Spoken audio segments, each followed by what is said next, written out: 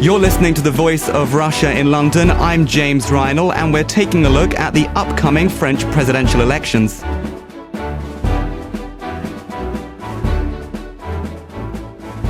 In a peculiar twist of personality politics, French voters will go to the polls on Sunday, choosing between Blingbling and Flamby. Of course, there are other candidates, but polling suggests it is a straight fight between Nicolas Sarkozy, known for his extravagant lifestyle, and François Hollande, whose nickname derives from a wobbly caramel pudding. While the frontrunners may fare equally well in this weekend's vote, Monsieur Sarkozy is tipped to lose heavily in the second round runoff on May the 6th. In fact, his approval rating of just 33% is coupled with the worst poll scores of any modern French president seeking re-election. So, why does the incumbent provoke such powerful feelings of Sarcophobia? What would a Hollande win and his top-rate 75% tax band mean for France? And could the far-right Marine Le Pen repeat an upset reminiscent of her father's second-round placement in 2002? To probe these questions, we're hosting a debate in our London studios. I'm joined by Adrian Pabst from the University of Kent, Zoé Tabary, a journalist at Le Petit Journal, Jean-Michel Duffrène, a presenter for French Radio London, and over the line with John Laughland from the Institute of Democracy and Cooperation in Paris. Okay, to get the ball rolling, I'd like to get a single-sentence answer from each of you to the following question. Maybe to you first, Adrian. Does Sarkozy even have an outside chance of keeping his job? Well, a week is a long time in politics, so yes, he does have an outside chance if the dynamic after the first round can be sort of tilted in his direction. Jean-Michel? Well, you want a very short answer, so I would be inclined to say no because of all the, let's say, mistakes accumulated during the 5 years of his term and some symbolic mistakes as well. So I think that no, I think it's a lost cause for him. A lost cause. Zoe? I'd say that he has, although unlikely, a slight chance of winning three things if he comes out first in the first round, if abstentionism is high, and if he performs extremely well at the debate between the two rounds. Okay, and finally over to you, John Laughland. Yeah, I think I concur with that. I mean, of course he has an outside chance, but I think it's the most likely outcome is that he will be a second Valéry Giscard d'Estaing, in other words, the only other president in the Fifth Republic who served only one term. Okay, well, possibly slightly more positive on the Sarkozy front than we were looking at a few weeks ago. Maybe I'll turn to you, Jean-Michel. You were talking about the mistakes that he's made over the past 5 years, the reasons for his unpopularity. Maybe we can start there. First of all, his slogan for the election in 2007 remained extremely famous, which was work more to earn more. And today, the Daily Libération actually made fun of that. And on the front page, you've got the old slogan. And if you turn the page around, you've got the reality 5 years later, which is work less because of unemployment and earn less. And I think that people will remember that slogan, you know, work more and earn more. And there was also those symbolic mistakes like starting by a party immediately after his election at Le Fouquet's on the Champs-Élysées. That was a big mistake, I think. And there was also the terrible mistake of trying to appoint one of his sons at La Défense. And I think that these mistakes will be remembered. Maybe turning to you, Adrian, on the first point that he raises, that Sarkozy has ultimately failed to deliver. Absolutely. He's not really fulfilled any of his main campaign promises from 2007. And I think it has to be said that he ran a very effective campaign then. Somehow, even though he'd been part of Chirac's governments and he'd been part of the ruling UMP party for so long, he managed to portray himself as le candidat de la rupture, which is quite an achievement.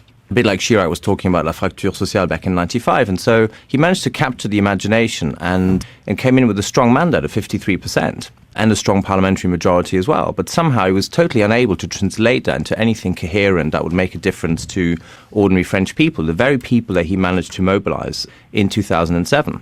I think partly it's because of flip-flopping on fiscal policy, partly it's because he didn't know quite how to react to the crisis domestically. He may have been quite effective at the European level, working with Chancellor Merkel, but domestically he wasn't able to give France a sense of what it had to do to get out. It was sometimes austerity, sometimes it was tax cuts, but it didn't really add up. And I think the most crucial thing is that he lacks any strong ideology that one could see as a coherent whole. I suppose the Americans would say he looks like someone who flip-flops. And I think that's something that doesn't appeal to La France profonde. Zoe, a flip-flopper, and he hasn't made a difference to the lives of ordinary French people. Do you agree? I think it'd be fair to say that we say in French that the French vote with their feet. And I think that in this case, he starts with a huge disadvantage, that is, that he's the incumbent candidate. I think you have to hand him the few achievements that he's had. He was the first French president to tackle the retirement age, which is something I think needed to be done in Europe. He did have some significant achievements on the international scene, but I think that, as Jean-Michel has said, he's made some huge mistakes symbolically. And also I think that the difference with François Hollande is that he doesn't appear as the candidate of the people. He appears as the candidate of the rich. And whether that's true or not, that's the image that he sends back to France. And I think that now the French just want someone who understands them, who looks like them, who understands their problems. So I think that for those reasons, he has failed. And over to you, John, in Paris. Is Sarkozy really the candidate of the rich? Yes, he is. I mean, to take a slightly longer view, let's go back to 2002 when, as everyone remembers, Jean-Marie Le Pen beat the socialist candidate and Jacques Chirac ended up winning in the second round with 80% of the vote. In contrast to that election, Nicolas Sarkozy in 2007 famously drove the National Front vote down to something like 10%. I think Le Pen got 10% in 2007. And he did that by presenting himself as being very tough on the kinds of issues which appeal to Front National voters, particularly law and order and immigration. And I think that's where the greatest treachery has been on Sarkozy's part. He precisely was elected, at least in part, by people who had those kinds of concerns. In other words, by a part of the electorate which potentially could have voted for Le Pen. And it's precisely those people that he has betrayed. He has instead precisely appeared as the candidate of big business and of bling and all the rest of it. And we see that, of course, reflected in the very high score which Marine Le Pen seems to be poised to take. The polls are giving her 16%. Some of them have given her much more than that. If she wins that, she will do at least as well, if not much better, than her father did when he achieved his extraordinary result in 2002. And that really, I think, is the most serious indictment of Sarkozy's presidency, the fact that the Front National again represents a very large part of the right-wing electorate in France. Jean-Michel, when you first spoke, you raised the issue of Blingbling, which I mentioned in my opening comments. Sarkozy has been seen cavorting with millionaires, putting his private life on display. There was the divorce and the relationship with Carla Bruni. And you raised his 2007 election victory when he goes to the Champs-Élysées, to that fancy restaurant, as being this big sort of public display of bling that was considered unsavoury by the French electorate. But is that really different to all these other champagne, caviar socialists that you get in Paris? Yes, it's very different because we're talking about the head of state. And I think that something which didn't work with Mr. Sarkozy's image is that he tried to change the image of the head of state too much. And I think that it was too quick, maybe. He tried maybe to modernize that image, but I think that the French voters on the whole, people say that we haven't got kings and queens anymore. So whoever is at the head of the state is supposed to represent the state with a certain sense of the state, and they have to appear to be above everything else. And I think that Mr. Sarkozy, by, as some people said, by opening the room of his bedroom to the press and to the media, actually did make a mistake as well, because I think that people want a president which looks like a president.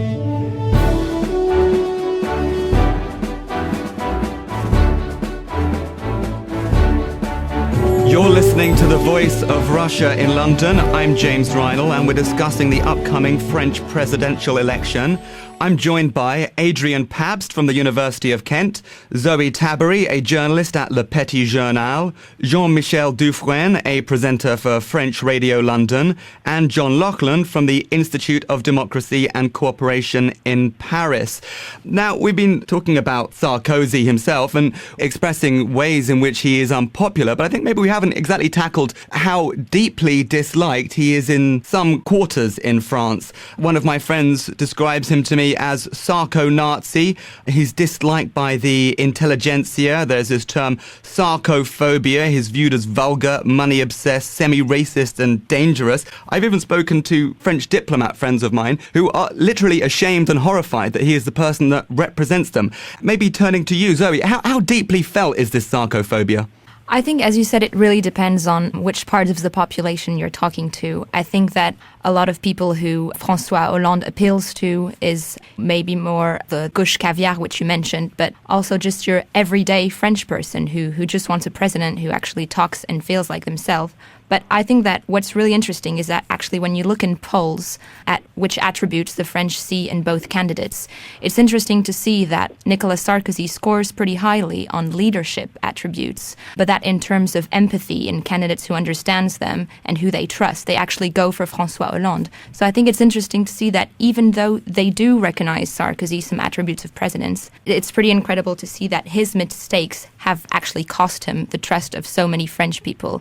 And I think that one last thing that has majorly changed is this trust that a lot of youth put in Sarkozy. In 2007, you had a very high percentage of youth who voted for Sarkozy, and I think that that's majorly changed. Students, first of all, but also you have an increasing number of international students with all the Erasmus programs, and you've had a number of stories of students who have had to go home because their visa wasn't being renewed, stories like that. So I think that he's performed pretty poorly among the youth. When you're talking about Sarkozy and scoring quite highly on leadership, I think it's because he's the incumbent president. And in France, there is that tradition of the primo sortant, which is like a bonus to the incumbent president. And he's been working on that image as well. You know, it's one of his benefits for having been at the Élysée Palace for 5 years. I think this is the main reason why he's scoring higher on leadership than the other candidates.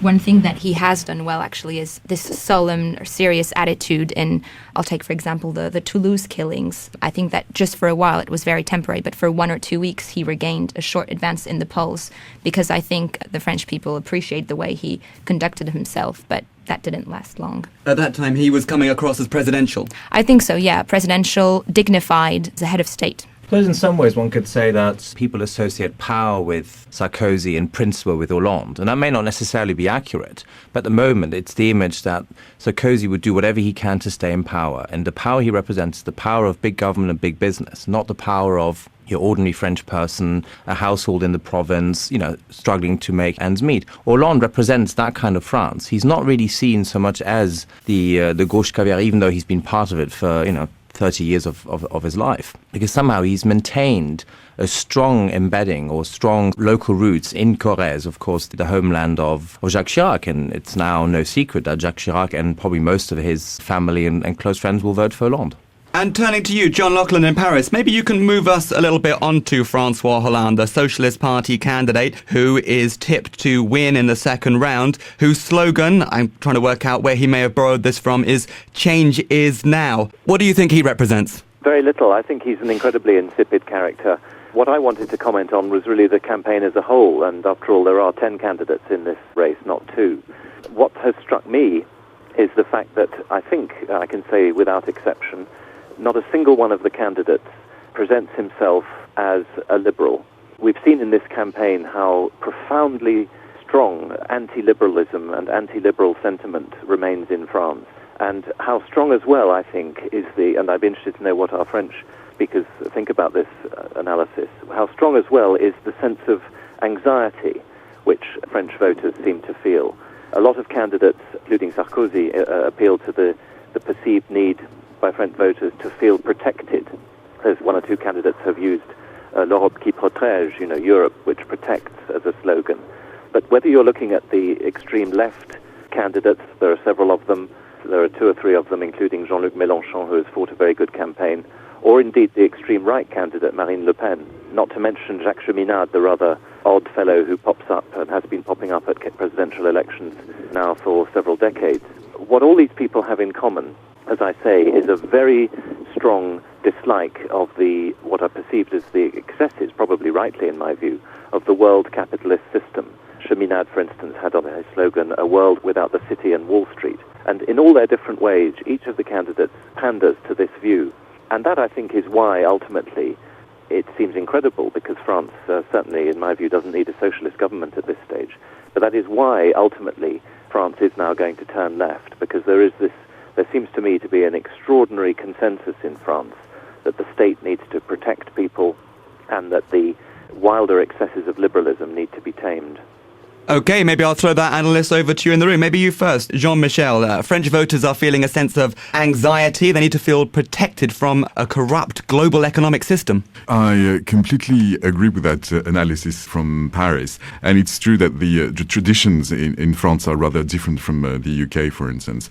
I think that in France, the notion of public service is really there, and it's very difficult to change that, to reform that. And we saw what happened when the retirement age was changed to 62. There were demonstrations all over the place, and here in the UK people found it quite extraordinary that there was such an outcry for just 2 years, which is nothing when here we're talking about, retirement age at 67.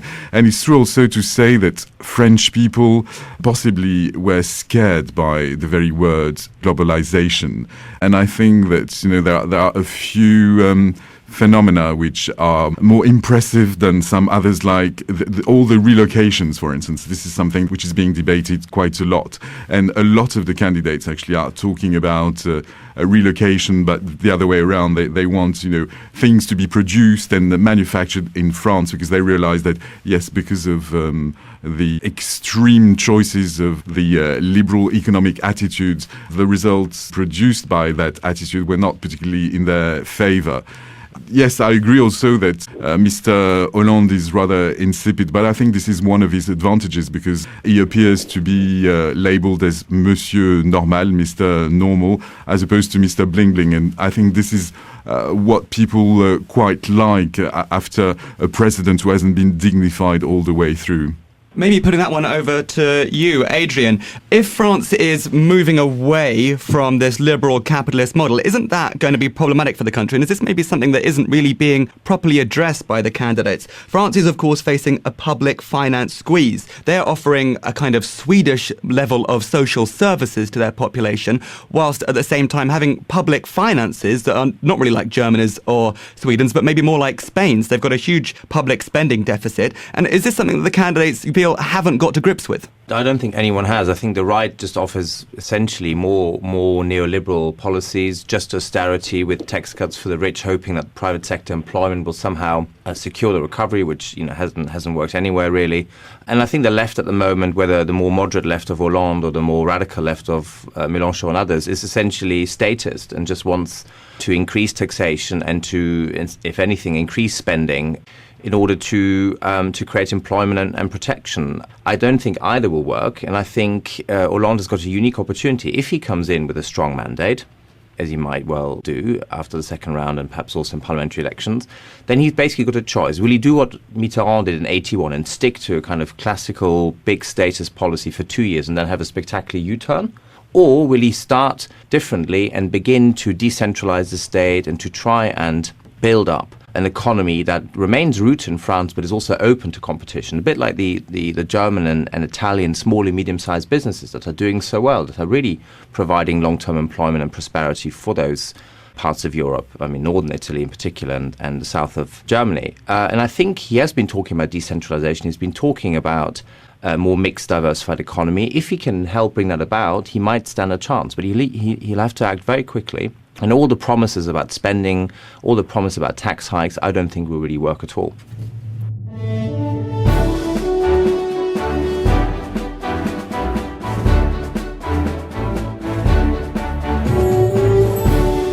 You're listening to The Voice of Russia in London. I'm James Reinl, and we're discussing the French presidential election. I'm joined by Adrian Pabst from the University of Kent, Zoé Tabary, a journalist at Le Petit Journal, Jean-Michel Duffrène, a presenter for French Radio London, and over the line from Paris by John Laughland from the Institute of Democracy and Cooperation. Turning to you, Zoe, when I asked John about what he thought about Hollande, he described him as an insipid character that he thought very little of. But this guy is most likely, odds on, going to be the next president of France. And we're talking about his economic policies. One of them is this 75% top rate tax band. Is this what France really needs right now? Well, first of all, to react to what you said, I think that, yes, Hollande's main quality is that he's insipid, but primarily that he's not Sarkozy. That's why people like him, because he's the anti-Sarkozy. And in terms of his 75% tax proposition, I think that that's mainly what scares businesses and countries abroad. So I think that in the UK especially, you've had a lot of headlines about François Hollande saying that well, he said once that he doesn't like rich people. He said that he wants to revisit finance. And I think it was interesting to see that when he did come to London, he was kind of trying to tone it down a bit, which caused, I think, some people to say that in London he behaves as Thatcher, but in Paris he behaves as Mitterrand. And I think that we shouldn't focus too much on that 75% proposal, first of all, because it will only concern a very small percentage of the population. I think that he has done it kind of more as a political maneuver to regain some more leftist voters. But I think that it's not something that will be representative or that's a key part of his campaign. I just think that it's been kind of overrepresented in the press because of the impact that it's had abroad. And also, I think especially because of kind of the balance of powers we have in the EU right now. So with Sarkozy, but also Merkel in Germany, Monti in Italy, and Mariano Rajoy in Spain, you very much have a conservative balance of power right now. So I think that that's what's mostly surprised voters. Turning to you in Paris, John Laughland, just coming back on your comment about Hollande as an insipid character that you don't think very much of. I guess you're feeling fairly pessimistic about the next 5 years in France then? Yes, I mean, I think you asked me about the slogan, Le changement c'est maintenant, change is now. I think really his slogan should have been plus ça change, plus c'est la même chose, because it's impossible to imagine France changing substantially under an Hollande presidency. But I think one reason why I'm, apart from his own personality, why I'm pessimistic, is that I don't think it's at all certain that he will have a parliamentary majority. Adrian just referred to the matter just now briefly in passing. What we see in this election, and I come back to the point about the fact that there aren't just two candidates, we see, as ever, or at least as has been the case on other occasions in the past in France, we see the extremes pulling away from the centre. After all, we've got two candidates whose support in the first round is going to be in the low 20s, and we've got two candidates who are going to be between, say, something like 15 and 20%. I'm talking about Jean-Luc Mélenchon and Marine Le Pen. Now, it's not possible to say, I think, today what effect the scores that they have on Sunday will have on the composition, for instance, of the UMP party following a Sarkozy defeat, if that's indeed what happens, or, frankly, on the Socialist Party, because the actual support, support in the first round for these candidates is low. And what I'm saying is that we cannot, for instance, rule out a breakup of the UMP or a radicalization of its policies in order to cater for the voters who otherwise go to the Front National, and equally on the left. So I think the situation is very different from 1981, when François Mitterrand, of course, won the election, and there was an extraordinary sense of euphoria at that point, and indeed of a desire for change, because the right had been in power in the Fifth Republic since 1958. So this was a great watershed. It's not at all true now. I don't think that Hollande is being brought to power on a great upsurge of desire for change. And therefore it's quite possible to imagine that he would have a hostile majority in the parliament, and therefore his presidential manifesto would simply go up in smoke. Jean-Michel, turning to you, moving on to some of the other candidates that John Laughland mentions, Marine Le Pen, the National Front candidate, her slogan is the voice of the people, the spirit of France. I mean, if you look at the economic situation in France at the moment, high unemployment, these are the kind of economic conditions under which people often move towards the right. Is that a concern for you? And is there any chance of a kind of a repeat of the 2002 election when Le Pen's father made it into the second round, which was quite a shock for people across Europe? I do not think that in 2012 that risk actually exists, but the question of the political strength of the National Front is a bizarre thing, because people really are hooked on the scores. And we've seen actually that the scores of the National Front has been moving up and down like a yo-yo, and actually that depends on what President Sarkozy was saying about their main political themes. The more he was trying to attract National Front voters, the less voters would go to the National Front. But there was that famous phrase as well used by the leader of the National Front, which says that actually people who vote for the National Front realize that they prefer the original to the copy.